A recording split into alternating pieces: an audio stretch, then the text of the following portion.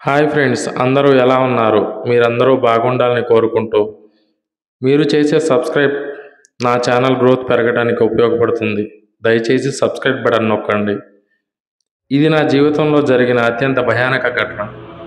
ఇప్పటికీ నన్ను కలవరపరిచే యథార్థ గాథ. నా పేరు అనిత. నేను ఒక ప్రముఖ సంస్థలో సాఫ్ట్వేర్ ఇంజనీర్గా వర్క్ చేస్తున్నాను. ఇప్పుడు నేను చెప్పబోయే విషయం నేను బీటెక్ చదువుతున్న రోజుల్లో జరిగిన సంఘటన. నా ఇంజనీరింగ్ అంతా కాలేజీ హాస్టల్లోనే గడిచింది. మేము నలుగురం ఫ్రెండ్స్: శాంతి, స్వాతి, తన్మయి, నేను. ఎప్పుడూ ఒక గ్రూప్గా ఉండేవాళ్ళం. మాది కాలేజీలోనే అతిపెద్ద కోతి గ్రూపు. ఎప్పుడూ అందరినీ ఆట పట్టిస్తూ అల్లరి చేస్తూ ఉండేవాళ్ళం. బేసిక్గా చదువులో మేము టాప్ కాబట్టి కాలేజీలో మా అల్లరి బాగానే చెల్లింది. మా అల్లరి ఆకతాయితనం మాకు జీవితాంతం మర్చిపోలేని భయాన్ని పరిచయం చేసింది. మా హాస్టల్ మొత్తం 5 ఫ్లోర్స్. మేము థర్డ్ ఇయర్ అవడం వలన మా రూమ్ 4th ఫ్లోర్లో ఉండేది. గ్రౌండ్ ఫ్లోర్లో mess, meditation hall, gym, warden room, అలాగే వర్కౌట్స్, స్టాఫ్ రూమ్స్ ఉండేవి. ఫస్ట్ అండ్ సెకండ్ ఇయర్ వాళ్ళు ఫస్ట్ అండ్ సెకండ్ ఫ్లోర్లో ఉండేవాళ్ళు. ఇక మిగిలిన ఫ్లోర్స్ అంతా సీనియర్స్ రాజ్యం. 5th ఫ్లోర్లో పెద్ద టీవీ, ఇంకా హోమ్ థియేటర్ ఉన్నాయి. ప్రతి వీకెండ్స్ మేము అందరము అక్కడ మూవీస్ చూస్తాం. అయితే ఇక్కడ మనం చెప్పుకోవాల్సిన విషయం ఏంటంటే, టీవీ ఉన్న హాల్ పక్కన ఒక రూమ్లో ఒక అమ్మాయి సూసైడ్ చేసుకొని చనిపోయింది. తరువాత నుండి ఆ రూమ్ ఎవరు యూజ్ చేసుకున్నా భయపడి ఏదో ఒక రీజన్ చెప్పి కాలేజీ నుండి టీసీ తీసుకుని వెళ్ళిపోయేవారు. దాంతో హాస్టల్లో అందరూ ఆ రూమ్లో ఏదో ఉందని ఫిక్స్ అయిపోయారు. ఆ నోట ఈ నోట కాలేజ్ అంతా కూడా ఈ విషయం పాకిపోయింది. ఆ ప్రచారం కాస్త ఎవరైనా కొత్తగా వచ్చేవాళ్ళు హాస్టల్లో ఉండడం అంటేనే భయపడే రేంజ్కి వెళ్ళిపోయింది. అసలే మా బ్యాచ్ అందరికీ అత్యుత్సాహం ఎక్కువ కదా. ఈ విషయం అంతా నిజమా కాదా అన్న కనిపెట్టాలని ఫిక్స్ అయ్యాం.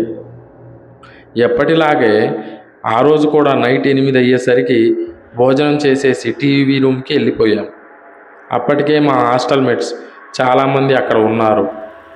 ఎప్పుడెప్పుడు 10 అవుతుందా అని ఈగర్గా వెయిట్ చేస్తున్నాం.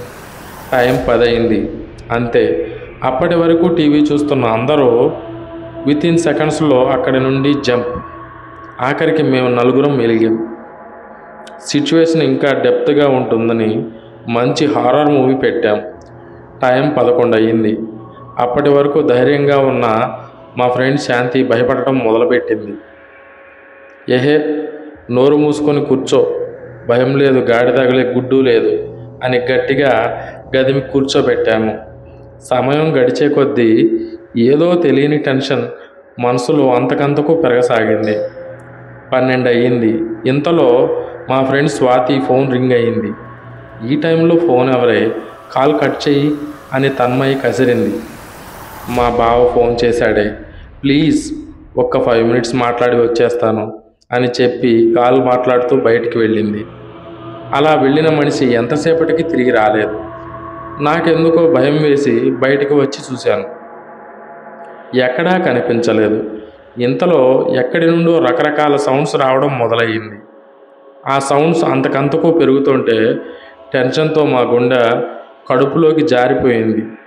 హేయ్, ఈ సౌండ్స్ ఎక్కడి నుండి వస్తున్నాయే అని మా ఫ్రెండ్ శాంతి భయంగా అడిగింది. ఏమోనే, సరే చూద్దాం పదండి అని ముగ్గురం ఒకరి చెయ్యి మరొకరు పట్టుకొని బయటికి వచ్చాం. అలా కారిడార్లో నడక మొదలుపెట్టామో లేదో అనిత, తన్మయి, సంధ్య నన్ను రక్షించండి, నన్ను రక్షించండి అని మా ఫ్రెండ్ స్వాతి గొంతు వినిపించింది. తన గొంతు విని స్వాతి స్వాతి అని అరుస్తూ ముందుకు వెళ్ళిన మాకు ఆ శబ్దాలు ఆ మిస్టీరియస్ రూమ్ నుండే వస్తున్నాయని అర్థమయ్యి షాక్ అయిపోయాం. స్వాతి అని అరుస్తూ ఆ గదివైపు వెళ్ళి ఒక్క ఉదుటన డోర్ ఓపెన్ చేశాం. ఎప్పుడూ తాళం వేసి ఉండే ఆ రూమ్ మేము అలా తొయ్యగానే ఎలా ఓపెన్ అయ్యిందో అన్న డౌట్ మేమున్న టెన్షన్లో అస్సలు గుర్తులేదు.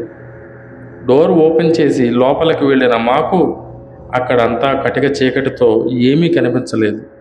దేవుడా దేవుడా అని ఒక్కో అడుగు ముందుకు వేస్తూ వెళుతున్నాం. ఇంతలో శాంతి ఒక్కసారిగా ఉలిక్కిపడి ఆ అని గట్టిగా అరిచి బయటికి పరిగెత్తింది. కాపాడండి, కాపాడండి అని అరుస్తూ ఎటు వెళుతుందో కూడా చూసుకోకుండా పరుగు తీస్తున్న శాంతి చీకటిలో కనిపించక మెట్ల మీద నుండి పడిపోయింది. తన అరుపు ఆ నిశీదిలో బిగ్గరగా వినిపించింది.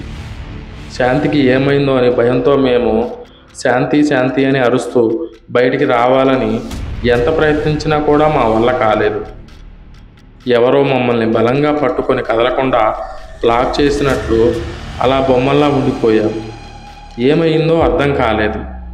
ఇంతలో ఏదో ఆకారం మా గొంతు పట్టుకుని గట్టిగా నలుపుతున్నట్లు అనిపించింది. ఊపిరి ఆగిపోయినంత పనైంది. విడిపించుకోవాలని ఎంత ప్రయత్నించినా మా చేతులు కదలలేదు. బయటకు పరిగెడదామంటే కాళ్ళు కదలలేదు. కనీసం గట్టిగా అరుద్దామన్నా మా గొంతులు పెగలలేదు. ఇక మా ప్రాణాలు పోయాయి అనుకునే సమయంలో ఇంతలో ఆ గది బయట ఎవరో అరుపులు గట్టిగా వినిపించాయి. అంతే, ఎవరో మమ్మల్ని బలంగా విసిరి కొట్టినట్లు ఎగిరి గది బయటపడ్డాం. అమ్మా అని గట్టిగా అరుస్తూ కష్టంగా పైకి లేచి ఊపిరి పీల్చుకుంటున్న మమ్మల్ని చూసి ఏమైందే, ఆ అరుపులు ఏంటి అని అడుగుతూ కంగారుగా అక్కడికి వచ్చింది స్వాతి. ఏమైంది అని అడుగుతావేంటే, నువ్వేగా గదిలో దూరింది, లోపటుండి అరిచింది, నీ అరుపులకే మేము అక్కడికి వచ్చి ఈ పరిస్థితి తెచ్చుకున్నాం అని కోపంగా అరిచింది తన్మయ్. టెర్రస్ మీద మా బావతో కాల్ మాట్లాడుతుంటే మీ అరుపులు వినిపించాయి. ఏమైందో అని కంగారుగా నేనొస్తే గదిలో నుండి అరిచానంటారేంటి అని అయోమయంగా అడిగింది స్వాతి. అదేంటి అని అప్పటి వరకు జరిగిందంతా తనకి వివరించి చెప్పాను. అమ్మ బాబోయ్, ఇంత జరిగిందా? నేను అసలు ఆ గది పైపే వెళ్ళలేదు. కాల్ మాట్లాడుతూ మీరు మూవీ చూస్తున్న విషయం మర్చిపోయాను. మీ అరుపులకి పరిగెత్తుకుంటూ వచ్చాను అని చెప్పిన స్వాతి మాటలకి పిచ్చి చూపులు చూశాను.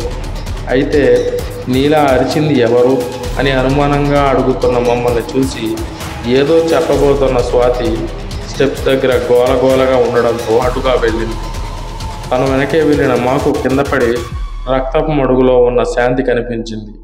అప్పటికే హాస్టల్లో ఉన్న చాలామంది అమ్మాయిలు అక్కడికి వచ్చారు. మేము గబగబా కిందకి పరిగెత్తుకుంటూ వెళ్ళి శాంతి ముఖం మీద నీళ్లు కొట్టి పైకి లేపాము.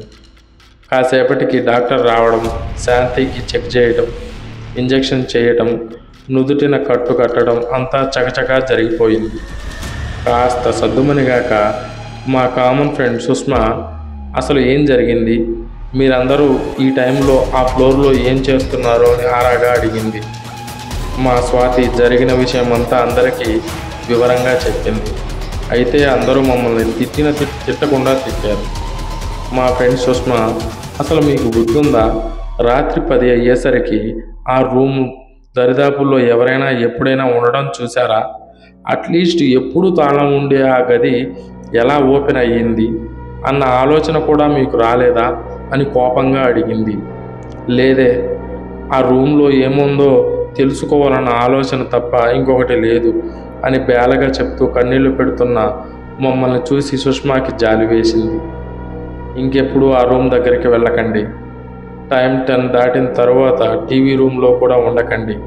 కొన్ని సంవత్సరాల క్రితం మన కాలేజీ స్టూడెంట్స్ ఒక అమ్మాయిని, తన జూనియర్ను ఇదే హాస్టల్లో చాలా ఘోరంగా ర్యాగింగ్ చేసింది. అందరి ముందు ఆ అమ్మాయి బట్టలు విప్పదీసి నిలబెట్టింది. దాంతో ఆ జూనియర్ అమ్మాయి ఆ అవమానం భరించలేక ఆ రూమ్లోనే సూసైడ్ చేసుకొని చనిపోయింది. అప్పటి నుండి ఆ రూమ్లో ఎవరు ఉన్నా కూడా ఆ అమ్మాయి ఆత్మ అందరినీ అలాగే బెదిరించి పంపేసేది. కొన్నాళ్ళకి ఆ రూమ్ క్లోజ్ చేసేశారు. అప్పుడప్పుడు ఎవరైనా తెలియక పొరపాటుగా అటువైపు వెళ్తే వాళ్ళకి ఇదే గతి పట్టించేది అని చెప్పడంతో ముగించింది. అంటే ఆ అమ్మాయి ఆత్మ ఆ గదిలో ఉందా అని షాక్ అయిపోయాం. అలా మా అల్లరి ఆకతాయితనం మాకు జీవితంలో అతిపెద్ద పాఠాన్ని, అలాగే భయాన్ని రుచి చూపించింది. ఈ వీడియో కనుక మీకు నచ్చినట్లయితే లైక్ చేసి సబ్స్క్రైబ్ చేయండి ప్లీజ్.